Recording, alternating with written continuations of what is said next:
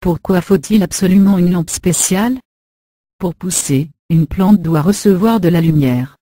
La lumière va lui permettre d'assimiler le dioxyde de carbone, CO2, et ainsi respirer. C'est le soleil qui permet aux plantes de pousser. Les plantes ne peuvent pas pousser dans le noir. En intérieur, il faut utiliser une lampe pour recréer un soleil artificiel. Il n'est pas possible de faire pousser de manière satisfaisante, avec récolte, sans apport de lumière artificielle. Mais surtout pas n'importe quelle lampe. Les ampoules classiques incandescentes ne permettent pas de faire pousser des plantes. L'important pour une plante est en effet son spectre, c'est-à-dire la composition en couleur de la lumière qu'elle s'émette. Un peu comme le spectre de l'arc-en-ciel. Il faut que ce spectre corresponde aux besoins de la plante, avec suffisamment de bleu et de rouge dedans, schématiquement, le bleu pour la croissance, et le rouge pour la floraison.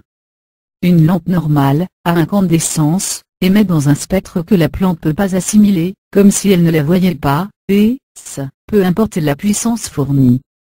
Sur ce graphique bidon, tiré du catalogue Pearl, on voit bien schématiquement qu'il manque de nombreuses tranches de longueur d'onde dans le spectre de la lampe classique, et c'est justement dans les longueurs d'onde nécessaires à la plante pour pousser.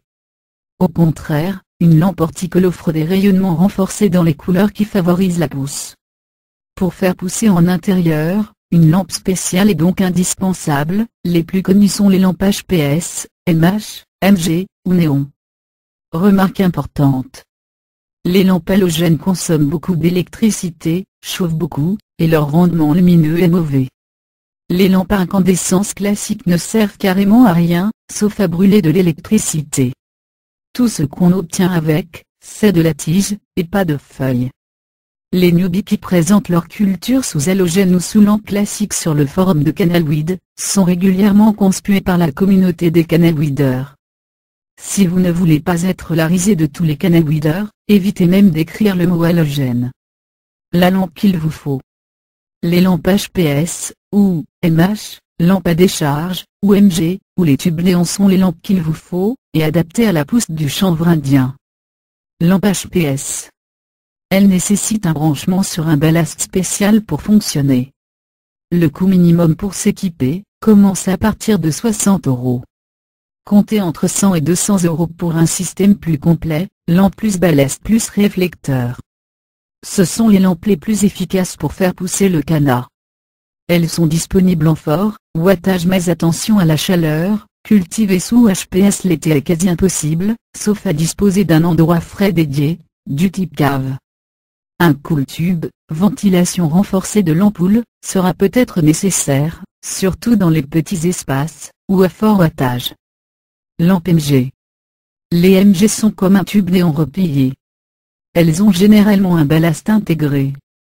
Elles chauffent peu et consomment moins que les HPS. Elles sont idéales pour de petits espaces, car elles peuvent être placées très près des plantes, 5-10 cm. Le débat HPS-MG fait l'objet de nombreux débats, topiques, ou polémiques que cette fac n'a pas pour objet d'alimenter. Disons seulement qu'à chaque lampe son utilisation. Tout dépend de l'espace et de la méthode de culture.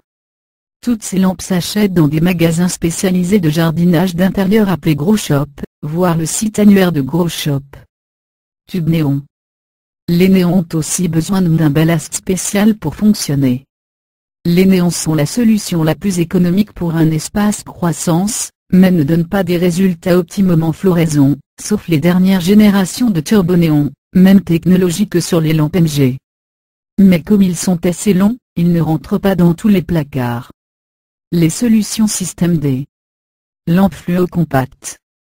Les seules lampes que l'on trouve facilement, dans le commerce et qui est un spectre adapté, à la pousse sont les néons et les lampes éco, celles qui ressemblent un peu à un petit tube néon replié.